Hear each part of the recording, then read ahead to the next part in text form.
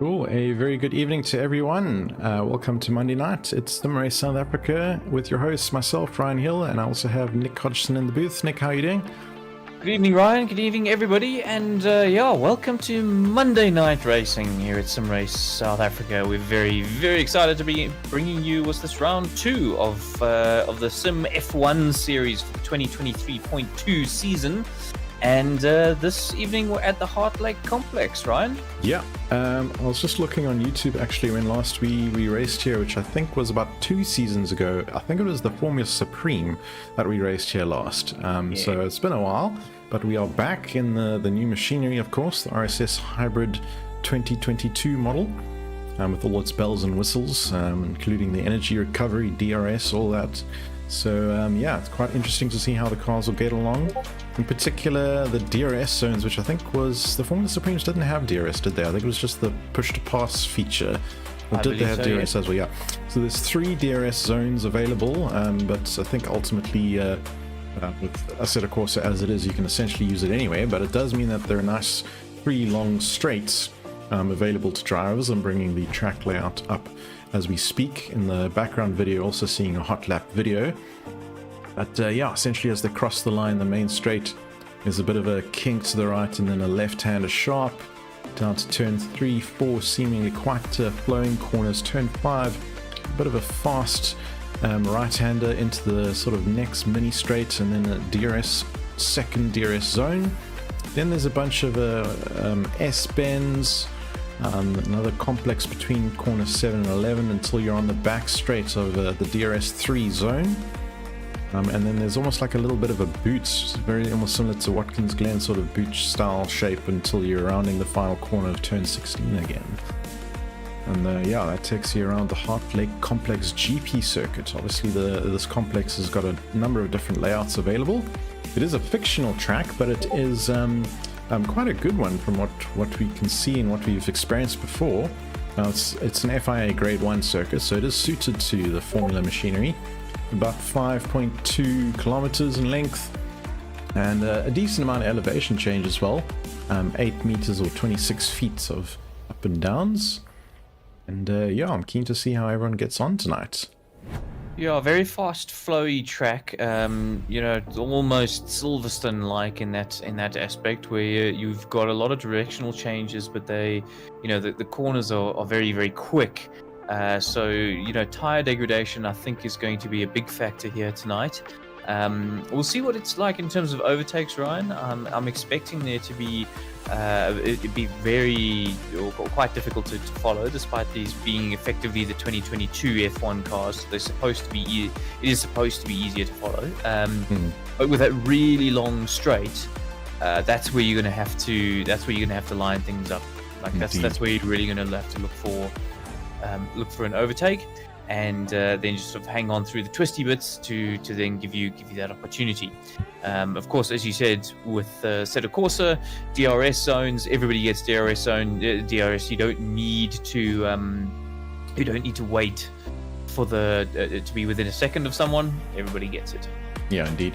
And I think tire dig, if you mention it, could be really interesting tonight. Just looking at the weather as well, it's fairly hot. The ambient temperature is between 24 and 26, and I'm seeing track temperature reported right now in the practice session of 27. That could get up to as high as 30 degrees, and the grip is only starting at 95, with a grip transfer of 90% and a gain of 40 laps, so relatively fast gain. But at the moment the track is not yet optimal. We're about to flick over into qualifying, which should improve the track a little bit. It may not be optimal yet during qualifying, and then I think is only going to reach optimal otherwise then during the race. And yeah, that could impact tire usage as well, so it's going to be interesting to see what compounds drivers are going for tonight. Yeah, currently we're at track grip of 98%. We do have a 12km/h wind, but yeah, as you say, Ryan, it's going to take a little bit for that to get to 100%. Although I wouldn't be too surprised to see it tick over just to 100% in qualifying. Well, let's see how that pans out as we go down to 10 seconds left of the practice session. And while we're waiting for that to tick over, if you remember first race this season, Emile de Villiers, who is our reigning champion, I believe, he was given quite a hard time by Mikhail Matthews. It was great to see Mikhail doing so well, and it was just one mistake that Mikhail made sort of midway through the race that allowed Emil to really break free and give him a bit of an easy run. So let's see if Mikhail has something to attack Emil with, although I see his father is currently the second quickest guy out on track at the moment. Yes, I've got the championship standing up on screen, just reflecting there that Emil is currently enjoying a 25 points, well, not lead of the championship. He's led only by, 7 odd points difference to Mikhail Matthews, and then Jeremy de Villiers in third at the moment. Just looking at the HLQ times from what the guys are putting in practice, Raymond Duggan topping the timing charts with a 121.6, Mark Hollenbach to 121.7, Jeremy 121.9. So those are the top 3 drivers seen in practice over the last week. And yeah, as we tick over now into quali, it'll be interesting to see, obviously, the temperatures being a little bit different to the practice server, I think. Well, in theory, it could vary. So it'll be really interesting to see. But also just calling out Raymond Duggan here for putting in the effort. 140 laps counted on the practice server, by far almost double the next guy over, I think. Cornet Brett, or no, Dirk Brand, sorry, 71 laps, also putting in a decent effort there. So well done for those guys for putting in the practice, and let's hope it's in good stead for them tonight. Yeah, absolutely. And I mean, it's great to see guys putting in the practice time. This is a kind of track, this Heart Lake complex, where, you know, really putting in as much effort as you can is going to yield results. Given the flowing nature of it, you've got to be absolutely inch perfect. Absolutely. So here we are, ticked over into qualifying now. I'm going to go to the main track cameras for you, and we see Emil de Villiers right out of the gate trying to get a good banker lap as soon as possible out there in some fresh air. Still at 98% grip, so I'll keep us posted on how that progresses through. Just seen it tick up to 99, but yes, we're not at optimal yet. Okay. Track temperatures heated up from practice, now 29 degrees.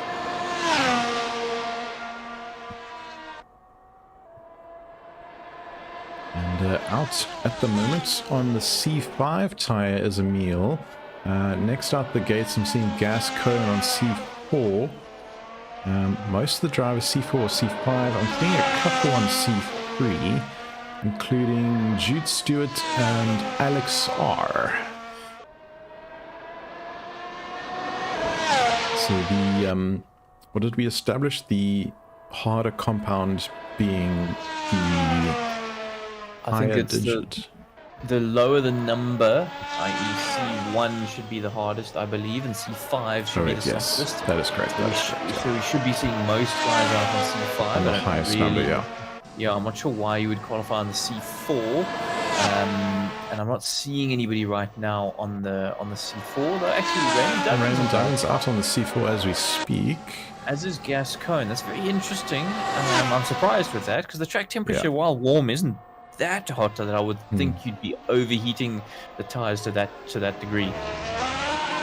Yeah. As we see banker laps just coming in now, the quickest lap so far, Emil de Villiers 126.8. I'm expecting Emil to be in the low 120s, just given what we saw in practice. Yeah. And as you say, with the track grip just evolving a little bit.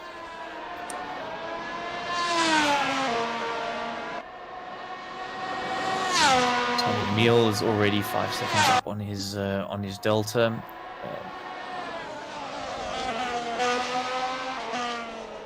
So yeah, I think he'll get a banker lap in and around the 122. 122s. Well, I see he has backed off. That's interesting. A lot. Yeah. I'm just looking at his delta. It's really tumbling. I see the wrong way. Sector 1 was purple. Sector 2 is orange. So something's. I think he's charging. He's charging batteries or something. Yeah, it could be. Like something. That's one thing you've got to say about him. He's extremely confident in his own abilities. He won't. If he makes a mistake, he'll back out of it and go again. He won't put in a banker lap because of it. So you see a 123.6, but there's lots more time in there. Definitely a lot more time in there. You could also be just monitoring the track map, making sure he's, you know, when he is going to go for a flying lap, making sure he's not putting himself out in traffic. And then again, you're harvesting that battery power. You say that, but there is actually a car in front of him. I see that. Yeah, Jeremy de Villiers is setting the early pace at a 1:21.5. That's kind of in and around what I saw Jeremy doing on the practice service. I imagine there will be a bit more time from Jeremy. Oh, as Emil spins it. Just pushing a little bit too hard there. And yeah, so we see Jeremy topping the timing sheets at the moment by 0.7 of a second. But I'm expecting these times to start to tumble. So I see the track grip does advance very slightly again from where it was. Yeah. So we're not at 100% yet, but coming soon. Yeah, I think certainly by the end of qualifying for sure, if not a little bit before. Currently on board with Gas Cone, going around in second place. It looks like he's sort of a third of the way through his next lap. Did we have Gas racing at the Nürburgring? Was he with us? I don't believe he was. I think he may have missed that round. Yeah. Yeah, but it was great to see him. Great to see him out tonight. It's good to see him back in a car. Yeah. He's had bad luck, I know, in the past with like load shedding or work vibes. So good to see him on track. And Corne Bread has just cemented a second place for now. 1:22.2. Would that be wet cement then? Subject to change. He's just reset to pits now, interestingly enough, so he'll have to go out and do another out lap before another flying. And perhaps just making sure his rubber's at the absolute freshest it could be. Jeremy de Villiers 0.2 up on his delta at the moment. About to go into the almost horseshoe section of the track. Yep. Ooh, I wonder if that is track out there. It looked like on the limit, but it's still reflecting a purple sector time. Also with a bit of traffic ahead of him. Yeah, just the one that looked like Odin Racing car of Lawrence Sterner. Should be enough of a gap to not make any sort of impedance. It may even give him a little bit of a toe down the back straight if he's close enough, otherwise. 4.5 ends up now, so really Carl Matthews has just slammed in a P1 provisional pole of a 1:20.9. We did wonder if he was going to be up there again. We haven't seen anything special on the practice server, but I think maybe he was doing longer runs. Perhaps, yeah.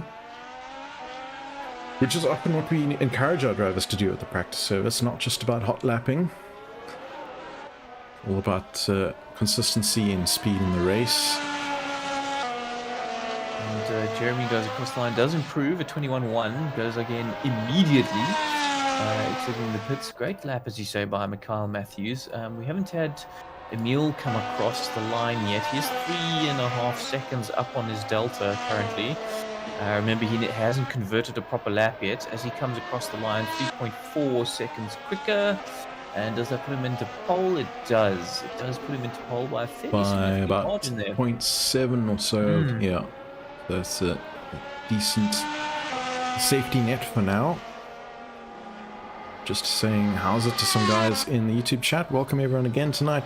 Christian Mayer shouting for Cisco. Who's Cisco? Is that a nickname for any one of the drivers on the grid? And Hardest Boyce, how's it? How's it going? Good to see you. Just a big fan of the R&B style. I was thinking about the IT network switches and Cisco networking. Maybe he's saying, come on, internet, don't let me down. That's probably more likely, to be honest. Only 2 drivers at the moment in the 20s there, Ryan. A 20.2. Emil really stretching his legs over the competition at the moment. But Jeremy de Villiers definitely knocking on the doors of a 20. I wouldn't be surprised to see him into the 20s. And yeah, I'm surprised Lawrence Sterner isn't a bit quicker. I thought he'd be in and around the 121s. He's always in thereabouts. Same with Corne Bread and Raymond Duggan, actually. Yeah. So more to come from those guys, I would expect. And I'm trying to remember of our new drivers who impressed a lot last time out. and I must admit my memory is So in fading me a the little bit. highest placed newbie last time was Cedric, who I believe has excused himself from tonight's race. And next otherwise was Alex R out on track. Yeah, I think he finished around about P11 according to the time sheets last time. Kyle Matthews is 4.5 tenths up on his delta at the moment, which is great to see. Hopefully, as I see Mark Hollenbach gets at 121.2. Nice effort there from Mark, putting himself positionally fourth.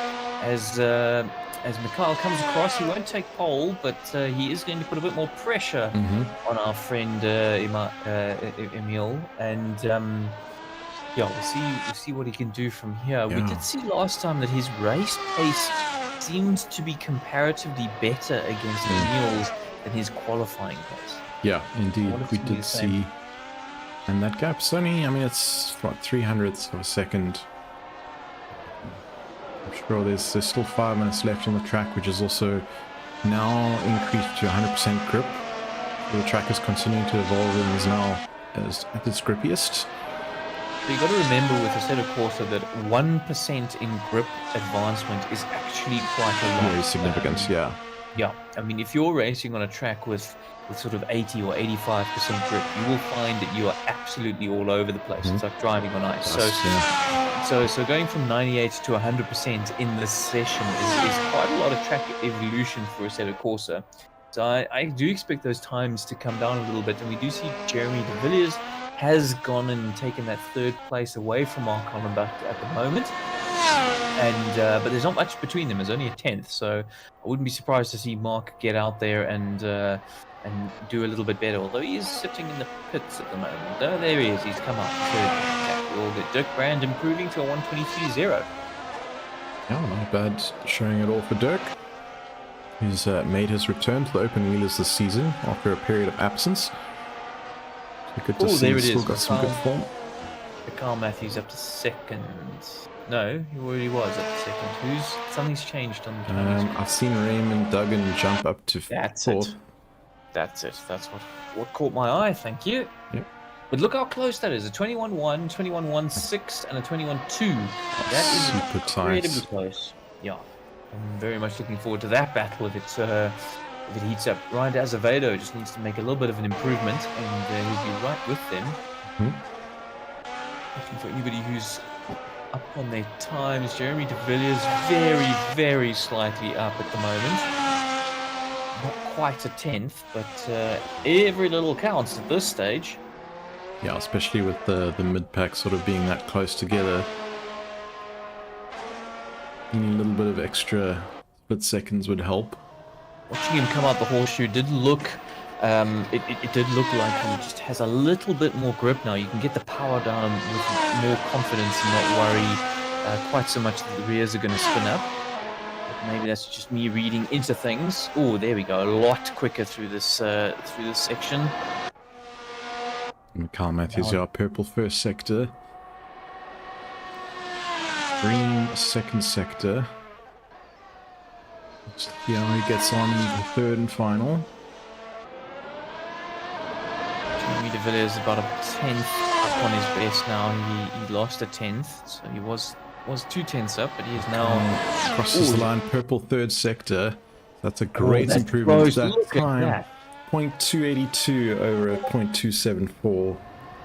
That is neck and neck. And Jeremy now joins us in the 20s as well, so that's good time from Jeremy. Absolutely, these top three are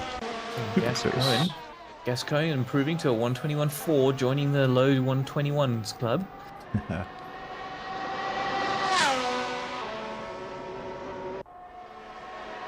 And Azevedo's enjoyed a personal best for second sector. That's commentator's curse as he transfers back to pits after that excursion onto the grass. Oh, that's unfortunate. Mohammed. What a traffic! Yeah.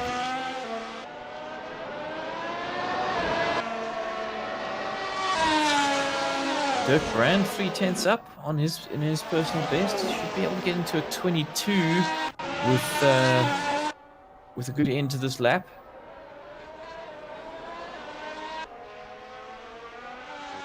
I must say, just watching Emil and Jeremy, their cars seem extremely planted around here. Others seem to be a little bit twitchier. I wonder if they've gone for very high downforce. Given the twisty nature of this, the high speed twisty nature, a lot of people often think that it's high speed twisty. That means you're lower downforce. It can often mean you're higher downforce, so you can actually go much quicker through those corners.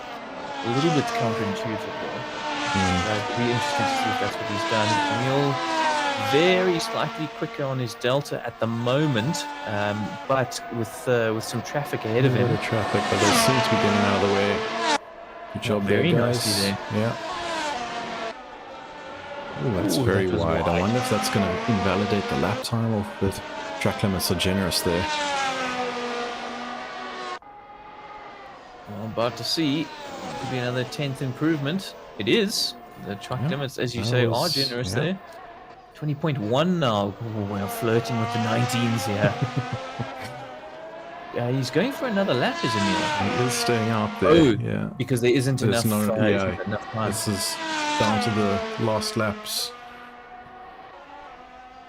Obviously feels like there is something in it here to stay out, although he is... Carl Matthews, I'm just on board. He's done a purple first sector. Yeah, you only need... If he finds just over a 10th, you're looking for a 10th and a half here, and then that'll... Green second sector, the net effect is going to be about 0.0... what's that? 0.0126 best, better. Oh, here we go. Here we go. This is going to be close. This is going to be so close. Over the line, it's purple. He takes it for the 120.13. By 0.036. Excellent showing at the death. And what a fantastic final sector to bring that back. Wow, that was impressive. And literally no time for Emil to respond either. Perfectly. So, wow, executed. that was incredible. That was great to watch. And just watching Raymond Duggan finish up his lap. Gas is also still out there. I think Raymond's down on his delta, so I'm not sure this is going to be an improvement as he about to cross the line. Yeah. And that is where they will end. I'm going to go to a quick 30-second ad break, and we'll be back with the race.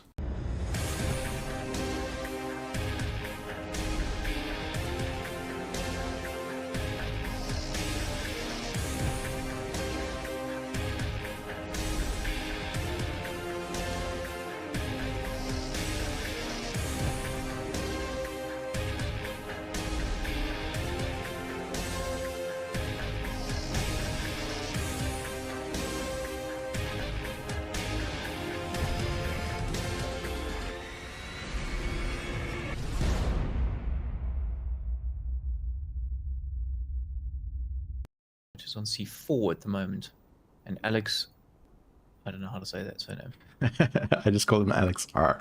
Welcome back, everyone. Indeed, Alex on the C3 by the looks like, unless he has a last second pit stop change in the garage here as we're forming the grid as we speak. And yeah, it does look indeed like he's going to start the race on a C3 compound. Majority of the field C2. Mohammed Dokrat on a somewhat softer C4 is a bold choice. And I have to see how the pit stop strategies play out. That's very interesting indeed. And Dirk Brandt looks like he's opting for the hardest tire, the C1, starting from a little bit further back. So I think he's going to look to go long, maybe do a little bit of a splash and dash at the end, potentially.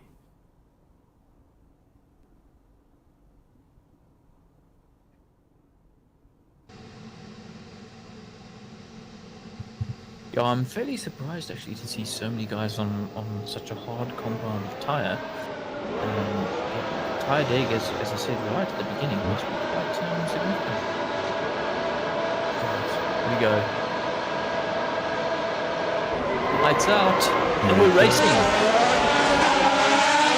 He seems to get away fairly cleanly. Good start. He should have the inside line for this next corner. Yeah. Oh, but he's going around the outside as Villiers. He's trying to. There's a little bit of contact. Get away with it. Emil is gone. Emil is gone.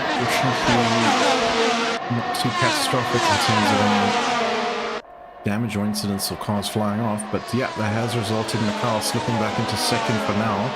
That's unfortunate.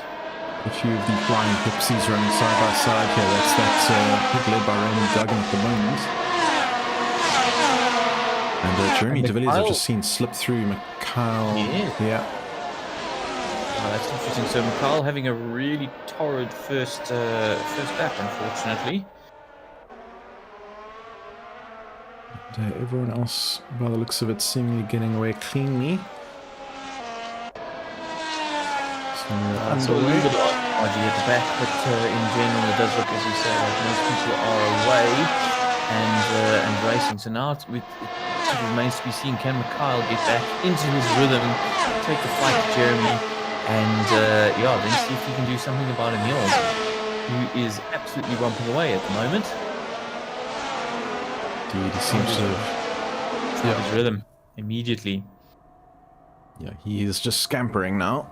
And I'm sure his rear gunner, Jeremy, is going to be potentially seeing how he can also hold up Mikhail Matthews just in the long run, potentially. And, remember from the interviews last time, we know that Jeremy and Emil, while they're in the same house, they're in different rooms, I believe, and they're not in communication with each other. Zero radio comms. Yep. So it might just have to be intuition right now, or perhaps some pre-race chat strategy and what they would agree to do come certain scenarios.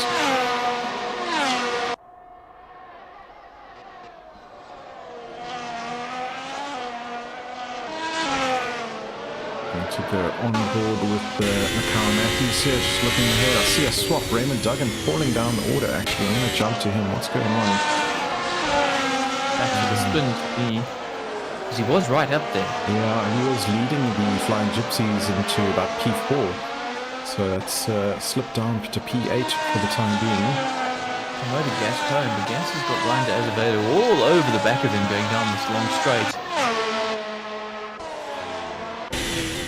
The RS slams shut as they come through the twisties. And looking to start the next lap. Fastest lap of the race by Emil de Villiers with a 22.9, so some 2 and a bit seconds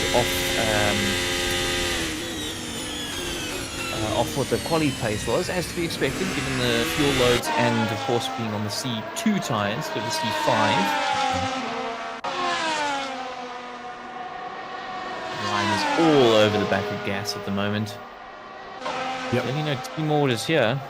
Certainly not in the Flying Gypsy stable, that's for sure. And gas has run quite wide here, which has opened up a gap for Ryan to come on the attack up the inside. And he's slipped through. Yeah, and Raymond Duggan is now looking to make a bit of a comeback after his troubles, and is all over the back of Dirk Brand. Dirk driving very nicely at the moment. In front there, I think. Just a slight lock-up. Meanwhile, behind Francisco Billets has just got past corner by the looks of that. The corner of my eye saw a white car passing the Flying Gypsies red. Also see Cornet Breed all over the back, as you say, of Francisco. Raymond Duggan goes, oh, that's close! My goodness, how did those two not touch? But Duggan gets the position on Dirk Brand, absolute fire of a move there to go up the inside, and moves up into 7th, really trying to get back to where I think he believes he deserves to be given the starting position. Indeed, he's definitely going to be on a bit of a chargeback. Cornassi now gets past Francisco Billets. Also seen we've got a retirement in Alex R. Unfortunately, he's sitting as a DNF right now on the tower. Hard luck, Alex. Mikhail Matthews now very close to Jeremy de Villiers, certainly the closest he's been in a while, about half a second between them, and the gap's closing, and they're going through the twisty section as well. So Mikhail's clearly got that car quite hooked up. Let's see what they look like coming onto the straight though. And Jeremy does seem to gap him. Oh, there's 2 chances pulled out. coming onto the straight. So that corner, that right-hander, flowing right-hander that you kind of come up and over that small crest, you're really going to have to be bold over that to make something stick. Because now, as you can see, while Mikhail has closed the gap a little bit down, as the Demille sets a 22.671 as a quickest lap of the race so far. Yeah, Mikhail's clearly got his work cut out for him today. Yeah, he's going to have to push hard to just stay with this De Villiers pack up front. See, Raymond Duggan was a full second quicker than Lawrence Stoner last lap. So I won't be surprised to see Raymond Duggan all over the back of Lawrence come the end of this race. Oh, sorry, end of this lap. Yeah. And, I thought they were on a different tyre. No, they're both on the C2 at the moment. I think you're going to see 50-50 split C2. I can't see you going sprint max tonight. Yeah. Given the nature of the track. Job of holding off Duggan. Well, you can see they close up so much. Yeah, through the hairspins. And then Stern again pulls out a bit of a gap. It seems like Lawrence might be having lower downforce perhaps. Duggan just seems to me to be a lot more aggressive into corners. Sterner is better out. Better on the exit, yeah. Yeah, at the moment, slow and fast out is serving Sterner well, but we'll see if it lasts. He's under huge pressure there. Oh, a little bit of a wiggle. Yeah, and that allows Sterner to scamper away again. There's 2 tenths between them now, so we know where we kind of get an idea of where Duggan is quicker. Yeah. The problem is where he's quicker is not going to help him make an overtake, unless he's extremely bold, like we saw he was on Dirk Brand. Kyle Matthews now just 4 tenths of a second behind Jeremy and closing. He's coming down the long straight, that's why. Into the braking zone. Ooh, gets slightly unsighted and so close behind Jeremy.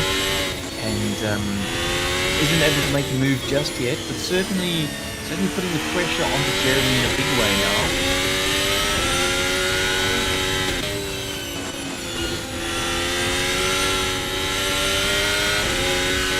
Dirk Brand's falling behind Cornet Breed now. I'm on board with Duggan still though, because he's really all over the back of Stoner, trying to pressure him into a mistake. Ooh, tries to go around the outside, yeah. Doesn't quite pay off. This is quite a titanic battle we got going on here. Hope it doesn't end up with one of them sinking. It looks like Lawrence did well to place his car where it needed to be to effectively shut that door. So definitely under pressure here from Raymond Duggan is relentless up the backside. Oh, that is Lawrence running very defensive inside line here, which is going to compromise his exit, I think, but is managing to stay ahead actually into T1. Yeah. I think you could be right with the lower downforce setup. Yeah. And while Lawrence Stoner's tyres are still decent, he's getting good traction out the corner.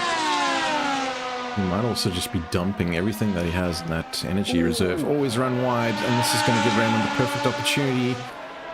Oh, Lawrence is now very much wide, but still maintaining that lower downforce must be. Has to be. He goes inside aggressively. That's a good little switch actually. Oh, there's a lockup, but he manages to avoid catastrophic contact. Very well done from both these drivers actually. They're giving us a huge amount of entertainment at the moment. Really enjoying this battle. Of course, Stoner... there's some contact. Unlucky.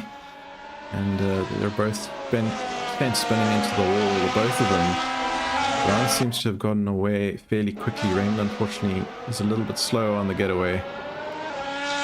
And Niels de Villiers sets the fastest lap of the race at 22.045. Yeah. But now that battle is nullified and may or may not be seen entering the steward's room post-race. Mark Hollenbach all over the back of Lawrence Stoner now. All Stoner going very wide. He's going into the pits, I think. Yeah, he must have always had a bit of a spin entering as well. I think he's definitely going to need to be repairing some damage now. Yeah, without a doubt. Mikhail Matthews still desperately trying to get past Jeremy de Villiers. De Villiers doing an incredibly good job of defending this.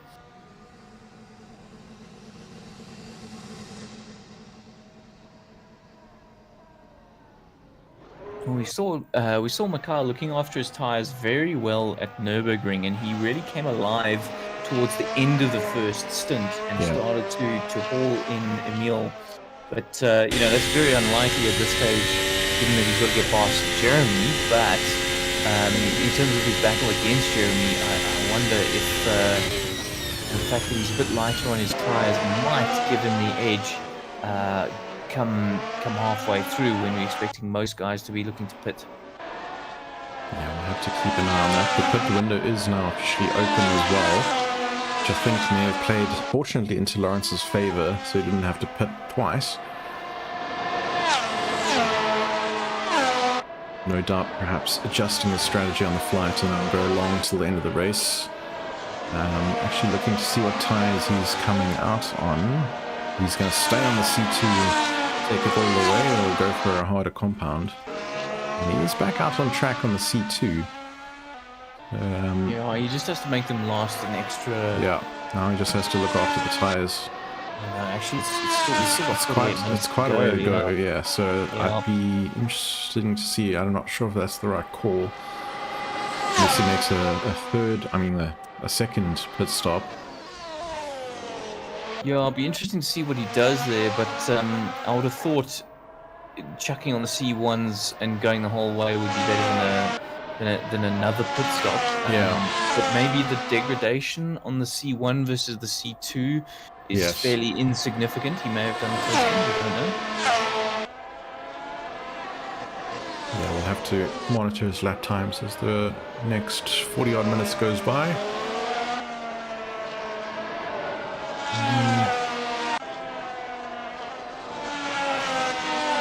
Quiet breed now on the back of Mark Hollenbach, just under a second and closing.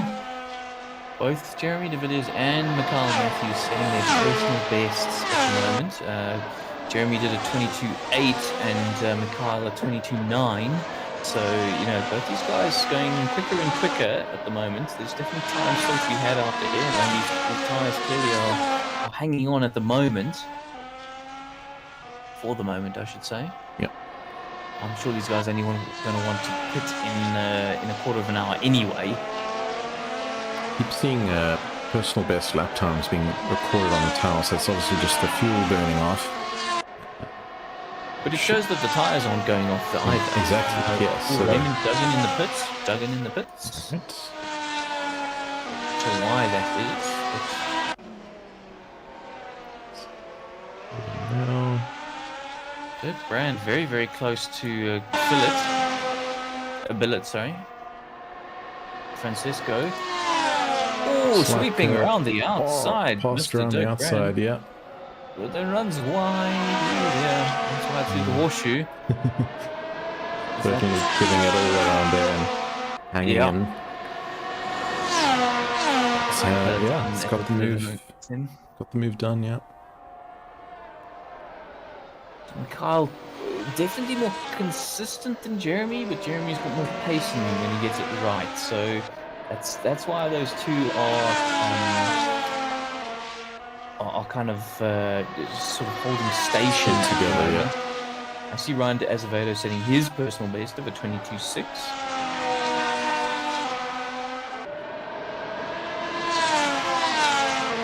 Was quicker than Mikhail and Jeremy last time around. So if Ryan can start to do that every lap for the remainder of this stint, you will find him on the back of these two. And Jeremy's last lap was a 1:23.3 versus Mikhail's a 1:23 dead. Yep. So I think Mikhail might be feeling like he's a little bit held up here. The problem is Jeremy will then put in an absolute stonking lap time not out of nowhere. He's fairly quick, but that's what I'm saying. So he'll go 2 to 3 tenths quicker than Mikhail. Then Mikhail will go sort of 6 tenths quicker than Jeremy, and then it's sort of stay back to the status quo, so to speak. But So Mikhail's actually closer than he's been in a long time to Jeremy. Yeah, this gap is down to half a second. Anyway, another 4/10 coming out of Jeremy's lead there. It's 4/10. You've got to say that's unlikely to be enough to get past. Yeah. Unless you can make all of that count in on the straight, which I don't think is going to be the case. Guys are just so good through that horseshoe section. Seems to have tons of grip. No issue of running wide.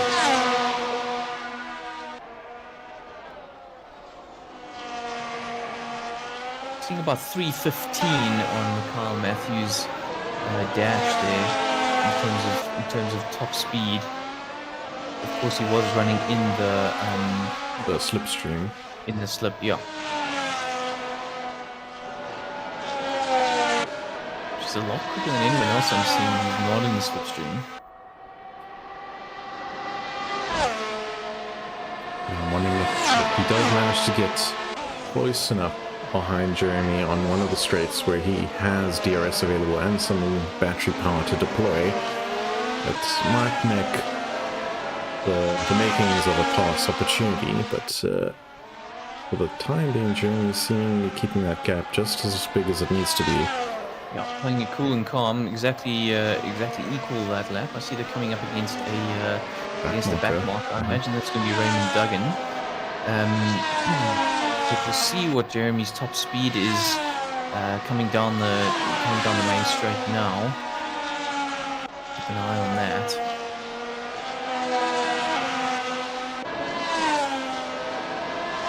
Just to get a comparison, we know Mikhail's around about the 3:15 mark.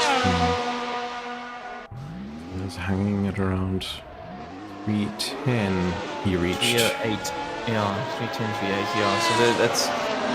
Mikhail's definitely getting a toe there, but I think they've got about the same sort of set on the car. Just seeing Lawrence Turner in the background, obviously that they've passed, just getting well out of the way even on the grass there. I think that was perhaps unintentional. It can't be underestimated how much concentration these guys have, particularly following. I mean, apart from braking markers that you have to sort of slightly adjust for with the guy in front of you. There's also, the wash of the air in front from Jeremy in this case that Mikhail has to adjust his driving style for, and it's so easy to make a mistake given those two factors. Having said that, Jeremy could be just watching his mirrors the whole time. It's easy then for you as the chasing car to make mistakes. So some guys like to be the chaser, and some guys like to be the chased.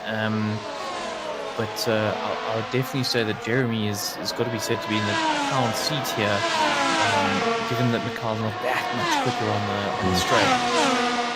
Personally, I find it so stressful being chased, but that stress is almost negated for me if I'm chasing. I feel confident and can be aggressive, but when you're in front, you'd be like, don't make a mistake, don't make a mistake. Yeah, it's definitely a different kind of pressure. If you're at this stage, Mikhail's probably very comfortable behind Jeremy because he's got used to it, all the aspects. He's gone through every corner. He knows where the sort of braking points that Jeremy's using. He knows what his look like behind the car's wing, and he knows what sort of aero wash to expect. Only part he's going to be unsure about, unfortunately I see Lawrence Stern is there disconnected, the only part he's going to be unsure about is what it's going to be like as the tyres degrade. Here we go. This looks very close. Jeremy having to run extremely defensive down the inside, and Mikhail's hung it around the outside, and he was close enough at the exit there. Very smooth through turn one as well, with all that extra speed and taking a narrow line. It would be so easy to lock up and make a mistake, but absolutely cool as a cucumber there, and straight through. That was very good. Sparks flying underneath as they come around the horseshoe. Okay, now I'll be interested to see what kind of top speed Mikhail gets to.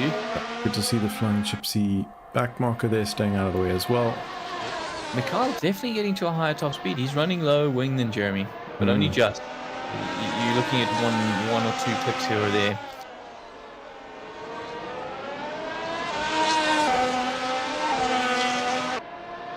Right, but all the while that battle between second and third has meant that looks like Emil is about 12, 13 seconds up the road.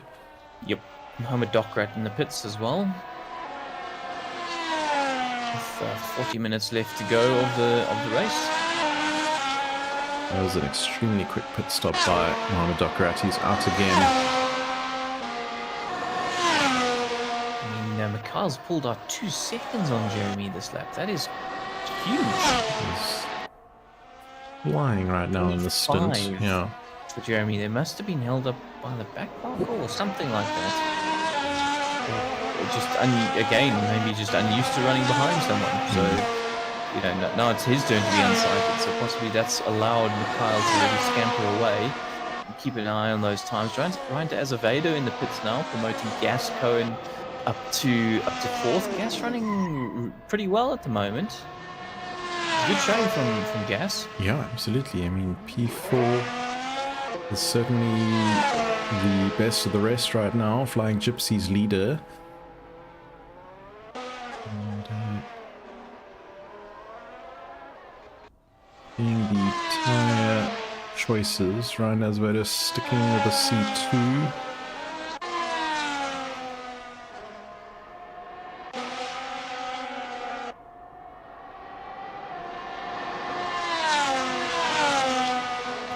Dokrat coming up to Dirk Brand, I think, on fresh rubber. That gap is going to be rapidly closing. Kyle Matthews getting very sideways through the last, the second penultimate corner. 23.1 for Mikhail Matthews, so still not as quick as Emil. And again, Jeremy at 24.2 is really... His pace has really fallen off, must be said.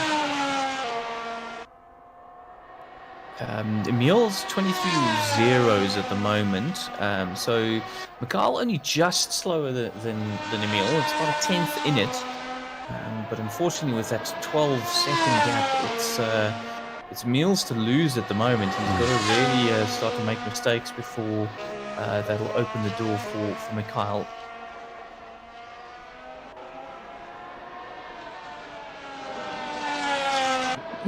If you saw Mikhail Matthews sliding around, but doing some fast lap times, I'm just wondering if he's now giving it the beans and then might be coming in for a pit stop soon. Yeah, could be. I mean, in 6 minutes' time, I'm expecting everybody to be piling into the pits who hasn't already done so. Certainly our leaders. Oh, Emil going very side. That right-hander, that last right-hander, catching both Mikhail and Emil out. 23.5 that lap for Emil. Be interesting to see what Mikhail manages, but definite. These tires are going off now, Ryan. They're nearing the end of their life. 23.3. So these Emil and Mikhail are very close to each other. 23.5 for Jeremy. He's recovered now and got back into the groove, I believe. And Dokrat all over the back of Dirk Brandt now, going side by side into the braking zone at the end of the long straight, keeping it nice and tight, trying to go around the outside. Ooh, Dirk Brandt.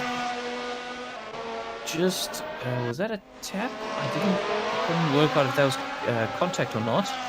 I missed it off screen, unfortunately, but on board with him now. But yeah, Mohammed Dokrat has just got past Dirk Brandt and is off into the distance. We do know Dokrat has pitted. I can't remember if I saw Dirk Brandt pit.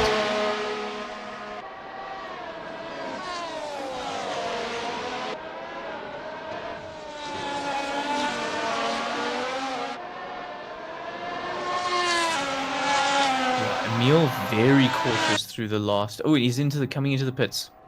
Clearly unhappy with his rear tires, although he's going to have to now do 35 minutes on this next set of tires. See how quick the stop is. Mikhail going for another lap. So 23.8 for Mikhail. Emil clearly trying the undercut, which I think is pretty sensible given how much time he has between himself and the chasing pack. Remember that Jeremy, I'm sure, will just move straight over. Yeah, so here's an interesting one. As I thought might happen, because it's an undercut, Emil's opted to go for the hardest C1 compound. Interesting. Take it to the end of the race now. So we'll have to see how quickly he can warm these tires up, get them in the right temperature and crucially pressure range. For a set of course, of pressure is almost always the deciding factor. Yeah. These single seaters can sometimes be different, but so Emil's now 7.5 seconds behind his father Jeremy, who's then 4 seconds behind Mikhail. So you need to keep a very close eye on what lap times Mikhail's doing. I can see that Emil is already bringing that gap down to Jeremy. He's taken about a second out of it already somehow. Maybe that's just the positions on the track. I'm not sure. But we'll see what it evens out as they come over the line. On board with Mikhail Matthews now as he rounds the last corner. Just see what lap he clocks in. It's like a 1:23.55. Last time, so it's about the same as last time. Yeah. Jeremy's across now. Jeremy's in the pits. Oh yes, he is in the pits. Yeah. Emil a 37.6, but that's his outlap. His outlap. So let's see. With 10.6 seconds. He's got some traffic ahead of him too. Yeah. Raymond Duggan first up on the traffic front. Gas Cohen now promoted to third while Jeremy's in the pits. Jeremy's also putting on C1s. Can't toss him there. Yep. Emil getting away with one there a little bit. Could have been very problematic with a little bit of network issues there. So far, keeping it together, keeping it calm, and he does look to be reeling in Mikhail. He's got the gap now to just under 10 seconds. Yeah. So unless Mikhail's really playing the long game and hoping that his new C2 tires, I assume, when he pits, going to be that much quicker. But let's see. He's going in now. Yes, we know Mikhail did a 23.5 last time around. Yeah. Let's see what Emil does first lap out on his C1s. A 22.7, so much quicker, almost a second quicker than what Mikhail Matthews had done the previous lap. Keep an eye on what tires he comes out on, Ryan. Kept the C2s on. From what I could tell, let's just see if it banks it. Yeah, B2 he's left on. Okay, so that doesn't surprise me too much, given that he's basically got half distance again to follow. But it does seem to me, given the lap time of Emil, that the C1s are pretty quick. Yep, I think that it's going to be almost comparable. I think it's the older C, but harder compound C1s for the slightly fresher C2s on the car. I think it's still going to be neck and neck. Have to see the laps. Corne Briet is now very close behind Mohamed Dokrat. This is the 7th position that they come across the start-finish line. Corne flying at the moment, 24.5 for Mohamed Dokrat, 24.4 for Corne. So very close match in lap times, but on track, Corne's all over the back. Yeah, I mean, I just saw coming through that turn there. It almost looks like Mohamed Dokrat is struggling to grip through that corner, and as I say, that corner's running a bit wide. He's trying to make this move stick as soon as possible, I believe. He gets a horrible exit out of the horseshoe. Going to lose some advantage down this next straight, I think. Mohamed Dokrat trying to break the toe there and go out and back in. It was entirely unnecessary given how far away he was. Corne having to back out of things here.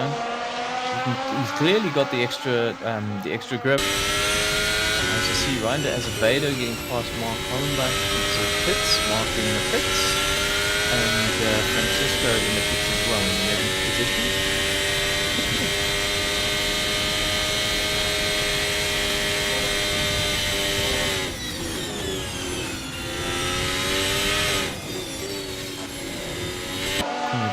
be hoping Mohamed Dokrak goes into the pits. He does not. Staying out. Corner having to back out of the throttle in places I wouldn't expect it. And as such, Mohamed Dokrak doing quicker lap times. He can be so much later on the brakes.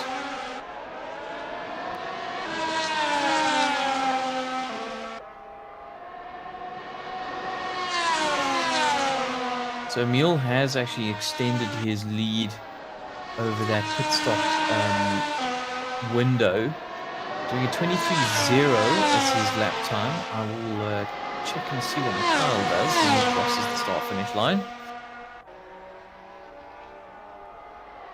22.2, so his quickest lap of the race. So Mikhail Matthews absolutely flying now and going much quicker than Emil, but he does have 16.5 seconds to make up. So I'm not sure it's going to be enough.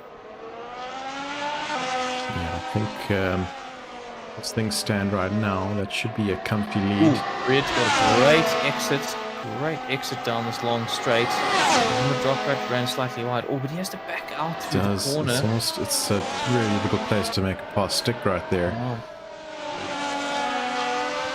We just have to see if he can unsight him coming into this last corner. Much better exit this time through the last corner. Yeah. Corner Briet, and a good run. Trying to stick it around. Yeah, and he's got the move done. Oh, he almost locks up. Oof, that was close. It's got it. Good moves there. Good respect shown by both drivers as well. But yeah, it's not over yet. It's Mikhail's looking at having a little look up the inside. Mohamed, I mean. Emil responding with the 22.6 this lap time. This time around. I believe fastest lap at the moment is still a 22.0, 22.5 for Mikhail Matthews. So Emil's finding his groove in the C1s at the moment. I would hazard a guess that the C1s are just a bit more difficult to be consistent on line. I think that's maybe why they haven't used them quite as much. As I see gas cones now on the pits. Yeah, let's skip his pitting. This is the leaderboard changes. Promoted Ryan Azevedo up to 4th for now.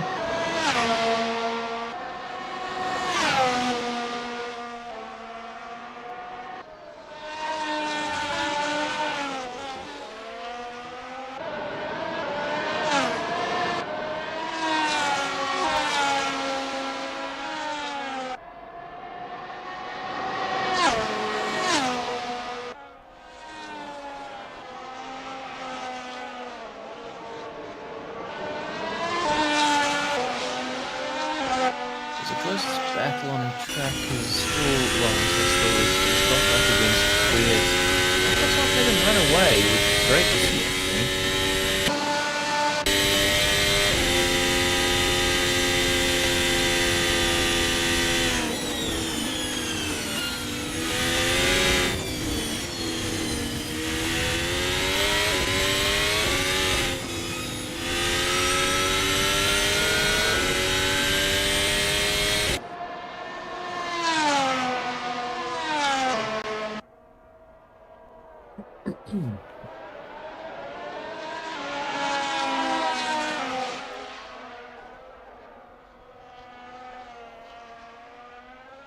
Just watching this gap between Mohamed Dokrat, his last to 125.8.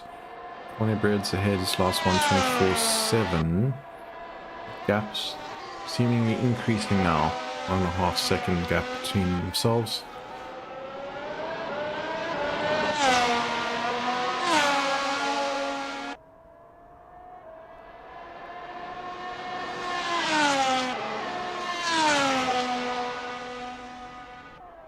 See if I can get the tyre life.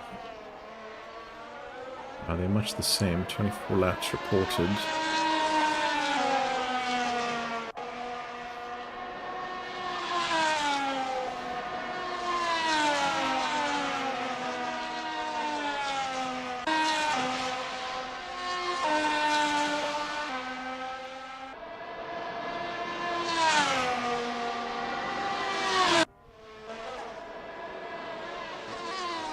On board now with Ryan de Azevedo, the lead in Flying Gypsies car. I'm interested to see where who's going to come out to do gas cone after that pit stop, but it looks like Ryan's comfortably ahead for the time being.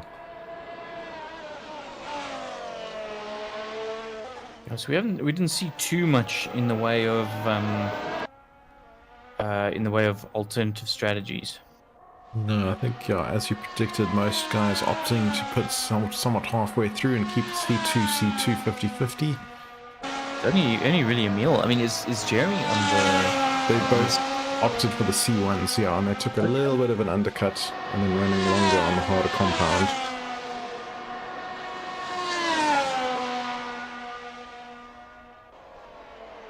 So Jeremy's last lap time was a 24.8, whereas Mikhail's was a 22.9. So yeah, Mikhail's definitely stretching his lead over Jeremy. And Emil doing a 22.7 there. That's a really good lap time on those C1s.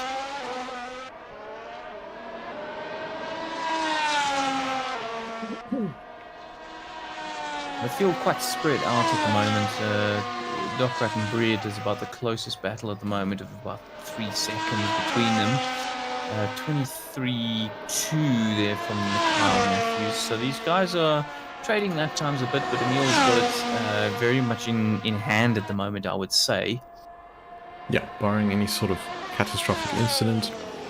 There will also be a point coming up maybe in the next 10 laps or so, maybe a little bit less, where there's going to be the back market traffic again, which can always get some excitement, but otherwise for now I think Emil's just sailing home.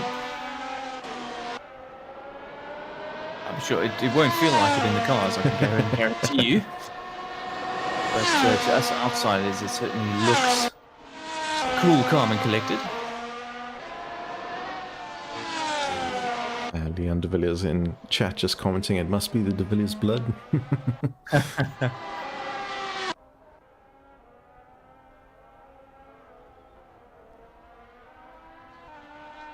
What I do like about both Emil and Mikhail's driving style is that it is so smooth. You see very little correction on the steering wheel. Everything is precise. There's not. You might say, oh, well, on the exit they're getting the throttle down nicely, they're spinning the wheels up, which is true, they aren't. But what's one of the most impressive things to me is when they turn the car in, there's so much downforce on these cars. Don't get caught out with how much grip you have, and especially as the tires evolve over a stint to modify your steering inputs and be able to just make the turn once. So you turn once and you don't need to take multiple bites at a corner. When you do that in a car like this, it really loses you a lot of time. And anybody who's looking to try and see why are these guys so much quicker than I am, those are the kind of things that really make the difference in a single seater. Yeah, absolutely. It's those micro sort of corrections at the wheel that just essentially scrub off milliseconds here and there, but they all add up over the life of a lap. And I mean, if you have the pedal inputs showing, I'm not sure if you do, Ryan, but yeah, I do. If you just watch Emil's pedal inputs when he's coming out some of the slower corners, you'll notice he doesn't, particularly on the throttle, he doesn't mash his foot down. You see how smoothly that throttle builds up. So it's not even a staggered stage, 10%, 20%. It's a nice, smooth application of the throttle, and that's what gives him such good control over the car under acceleration. You see, coming out of that horseshoe, he wasn't full on the throttle. He was only about 80%. Then he went up to about 90% smoothly, and then finally, foot to the floor. And that's the kind of thing that's A, going to help him with tire degradation, but also B, reduce the chance of him having a spin. Yeah, absolutely. Controlling that wheel spin essentially. And yeah, for anyone watching right now on stream, the pedal input's shown in the bottom right next to the sort of speedo. You can see precisely what we're talking about, the application of the throttle when he gets off it and how it's balanced with the brakes as well. A little bit of trail braking at times into certain corners as well. It's interesting to watch. Exactly. And if you also watch this section here, now when he starts to get back on the throttle, particularly through this right-hander. Look how smooth that is. And he's just putting little corrections in on the steering wheel to help and support what he's doing on the throttle. So, those are the kind of things that when people are talking about steering on the throttle, that's kind of what they're talking about. Correction there, but yeah, still kept it in check. Yeah, it was, he's spinning the rear wheels up. He had the correction already on the steering wheel. He knew exactly what was going to happen. And it's that sort of finesse which is what makes you so quick in a car like this. Yeah, and just that can only come with practice, just knowing the car so well, to be so in tune that you recognize when there's a slight little bit of wheel spin about to happen and you're almost already correcting it on the wheel. And I mean, if you go on board with Mikhail as well, you'll notice the same sort of thing. And these guys are recognize exactly what's happening the whole time.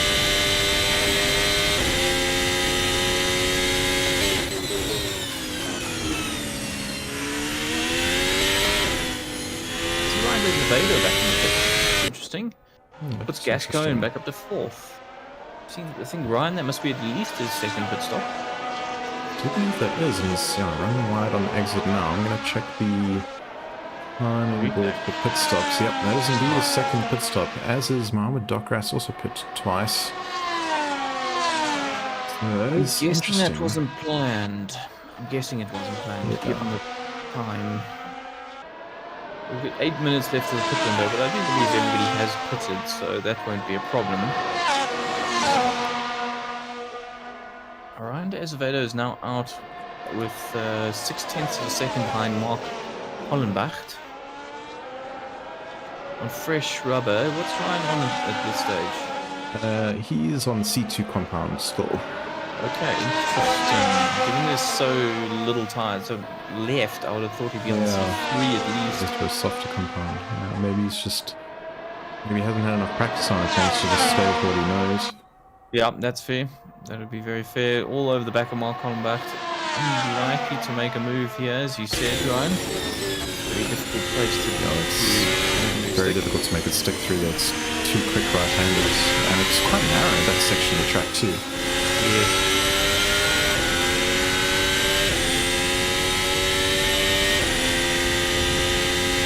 You actually notice when you're running that close to a guy in front of you, that what with the halo and the position of the cockpit and where the wheel is, the number of times you're running through a corner, and because of the angle you have turned with the steering wheel and the halo, you actually can't see the guy in front of you anymore. You basically have a blind spot right in front of you. So you really have to trust what the guy in front of you is doing.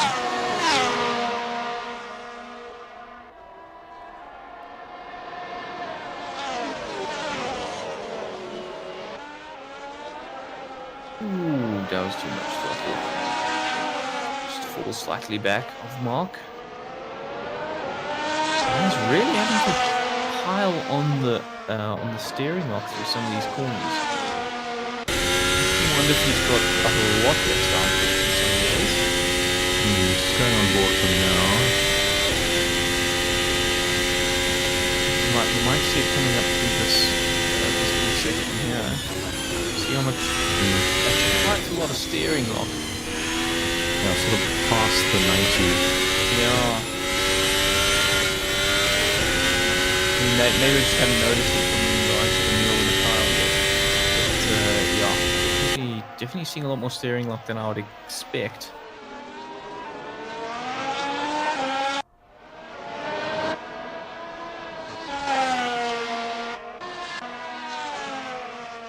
And strangely, I'm one. And it sounds weird, but I hate steering lock. I hate having to turn the wheel a lot. Yeah. If I'm going anything past 90, it almost doesn't matter what corner it is. If I'm going past 90, I'm thinking I'm doing something wrong here. I've got something wrong in the setup. Yeah. I'm working the front tires too hard. They're not going to last. Something weirdly hardwired into my brain is probably completely wrong, but it's from your Lotus driving in real life. There's a amount of steering lock you apply there. Possibly. I don't know, but I've just always had that in my brain. I don't want to be turning the wheel much. Yeah. does make you believe, yeah, you should have like more mechanical grip or aero grip or something. Yeah. Because of course, the more you turn the front wheels, the more you're gonna be scrubbing speed. Yeah, exactly. Could just be going too fast into a corner as well. Yeah, potentially. could do that. Compromising your exit. By the way, I'm not saying it is. Yeah. I want to be all knowing here. It's just an observation and my own personal prejudices. I'm gonna go on board with Emil now and see what the maximum steering lucky is. How much less you can do. Yeah, it's not even reaching the 90, whereas that was definitely over the 90 for the other driver. If you watch turn 1, Slightly over 90. Yeah, but that's probably like the sharpest bend on the track. Yeah. It was through the boot section at the end of the track where I think I have to see.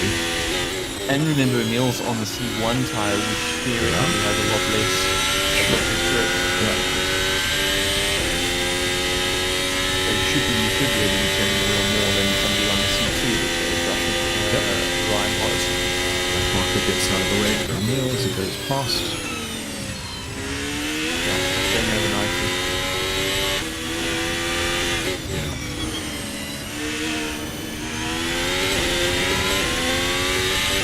Very interesting. And I mean, I have known drivers to be exceptionally quick and they love to pile the steering lock on. Jockrat just getting past Raymond Duggan here for P8. And we're seeing Raymond eventually looking to come back at him here. Mohammed running very defensively up the inside there. Through the horseshoe bend, although he's run wide, now it's just going to give Raymond a bit of an opportunity. Oh, Emil's made a mistake. Emil's made a big mistake. Oh, I see he's spun on the main straight. Was there any contact? He spun coming out of the last corner. He went very, very wide, and there's a huge sausage curve all the way out wide, and he absolutely mullered it, and it sent him spinning out all across the middle of the track. And any contact with the left wall? him stranded. No, he didn't. He did not make so contact. no damage expected to need to be repaired. No, but obviously his tires will be. Yes, that's true. All kinds of problematic at the moment. So that's brought that gap down from 16 odd to 8, halved it. And as that was unfolding, Raymond Duggan has got around Mohammed Docrat for P8. Quite solidly, actually. I think I saw Mohammed make a bit of a mistake and go off a bit.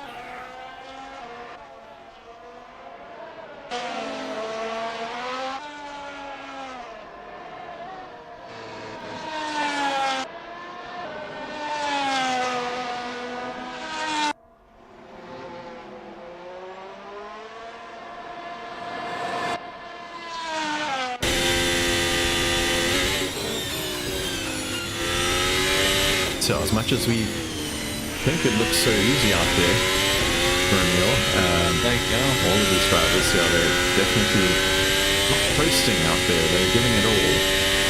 I mean, even this guy's not going to be very quick. I think he's going to cross the start finish line slowly, but I think it's from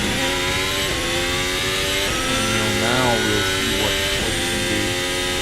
Some corner lift it across the elevator. I think Ryan must have made a mistake there. Yeah, it must have been because that gap wasn't close, and then suddenly it's passed. Yeah. Now Ryan's catching up reasonably quickly. We'll see if they get to have a bit of a battle. It'll be nice. Ryan on slightly softer tyres to Cornets on the C1. Seems like Emil's struggling a little bit at the moment. His tyres just hooked a little bit in the spin. Yeah, they might be cooling down a bit still.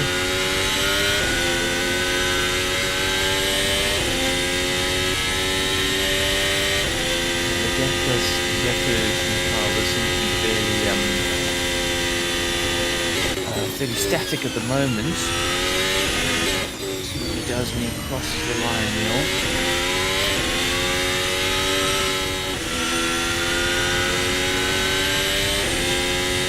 So he's 1.1 22nd of his personal best. So another 23-1. Let's see what Mikhail does. Was it 23-2. Yeah, so these guys, definitely the pace has cooled off somewhat.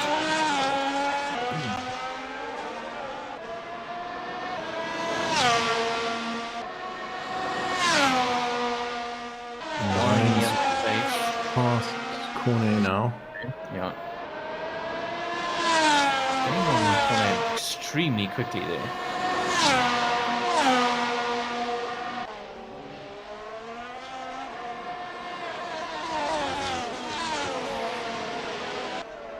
Almost in team orderish. Yeah, it almost did. The predicted lap for corner is a 125.2, whereas Ryan's a 123 dead, so that's quite a significant difference in this current lap time, yeah.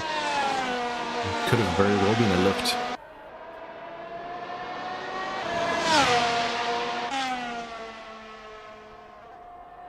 Raymond Duggan looking to set his fastest lap of the race at the moment. And he in fact, the last lap around was his quickest lap of the race. So Raymond's absolutely flying right now. Yeah, but he has quite a significant gap between himself and Cornet, I think, to try and make up a position. Yep, doing well in the final stint.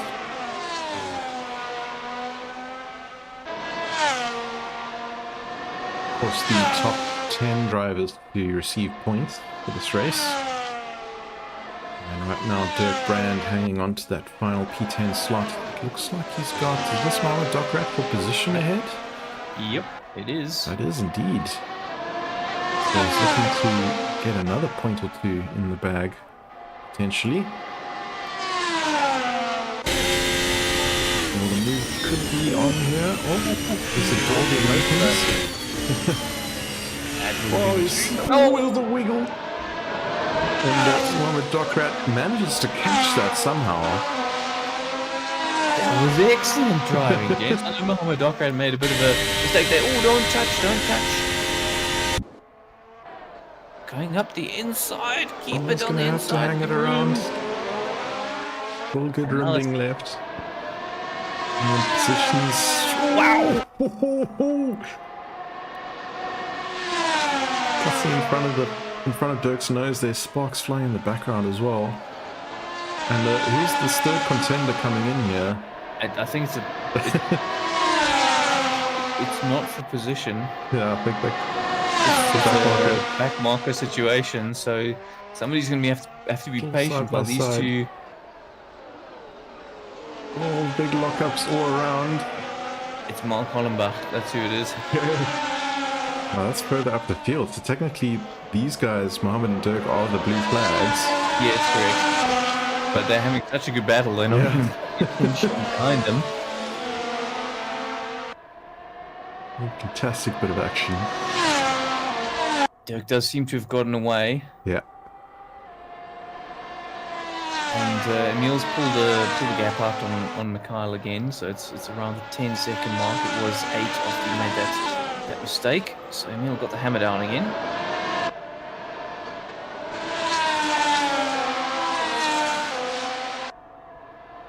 There you go. Looks like Dirk and Co have let Mark Hollenbach through. So he's released.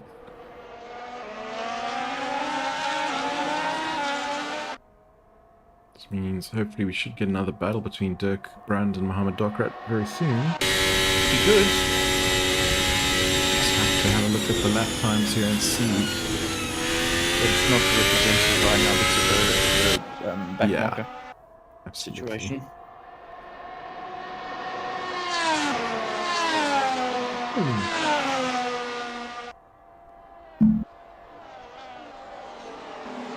So there's a 1.5 second gap at the moment. See where that is by the time of the start of the next lap. Tick down to 5 minutes left of this race.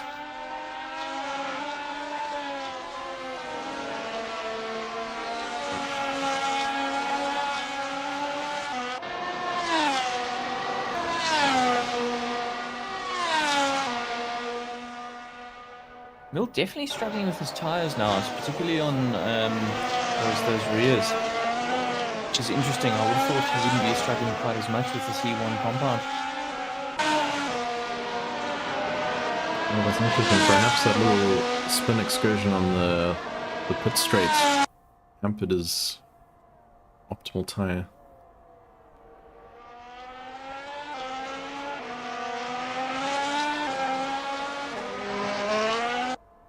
Yeah, it looked very, very possible. Very possible. 25 there from Emil. We'll see what happens when Mikhail comes across the start finish line. 23.6, so these guys are so close to each other. Looks like Dirk has also pulled a comfortable lead over Mohamed Dokrat now for P9. That gap opened up to a 3-second.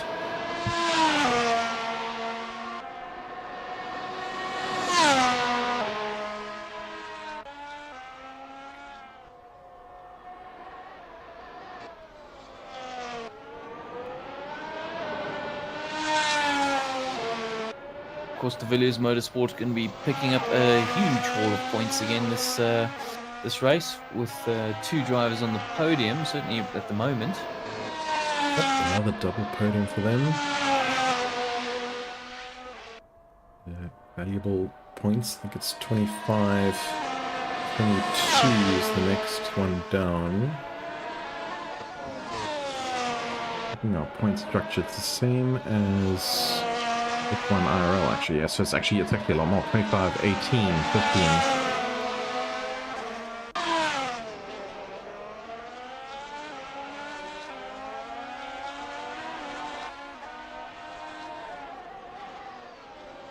Yeah, it's going to be interesting to find out from Emil what the tyre situation was compared to the C2s, because I'm really seeing him. It looks to be, certainly compared to the start of his stint, like he's struggling a lot more with those rears. I'd just love to know if the C2s are just as bad, or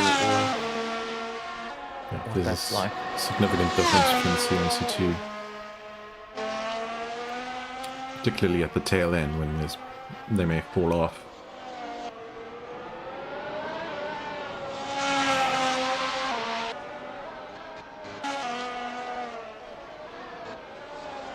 Who's Mikhail Matthews' teammate, out of interest? Is it Gas? That's a good question. I will look up on the sheet. No, it's not Gas. It might be Mark Hollenbach. Mikhail Matthews is actually listed as an independent driver on the sheets. Is he? Yeah. Okay. Well, somebody out there should snap him up, that's for certain. Absolutely.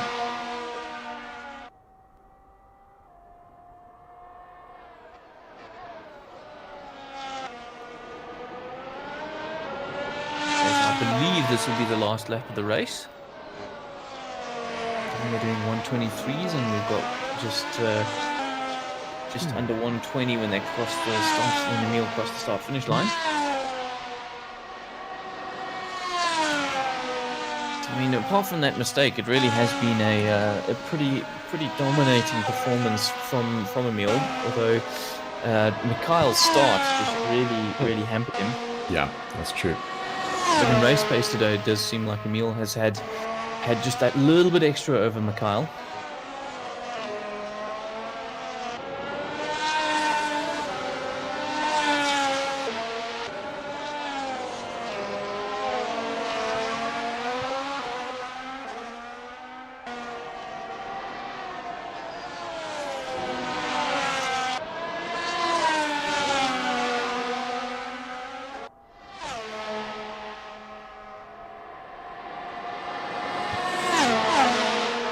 Cruising past the back marker and going through the last couple of turns. Keeps this all together. The win will be his. Yep, as the clock's about to hit 0, safely before the cross line. And that's it, leader on the final lap, and Emil comes across the line. A fantastic win by him. Indeed, great job, Emil. Dirk Brandt and Mohamed Dokrat solidifying 9th and 10th respectively. Ryan de Azevedo in 6th. as guys come across the line. Kyle Matthews, a fantastic second position. Well done to him. Good, incredible qualifying, putting on pole by a few hundredths of a second. Briat in 7th. Francisco Billis. Back straight now, but he'll be coming home to take P3. Gasco not too far off Jeremy de Villiers in the end. Yeah. As we said before, good showing from Gas tonight. Yeah, definitely the best of the rest. So good showing from Gas. There we go, Jeremy across the line to bring home our podium. There's some celebratory donuts at the end. Really chuffed with that one. And yeah, let's see who we can find for some commentary. Oh, I saw Neil flash into the waiting booth, but now he's gone. He's just fixing his audio, perhaps.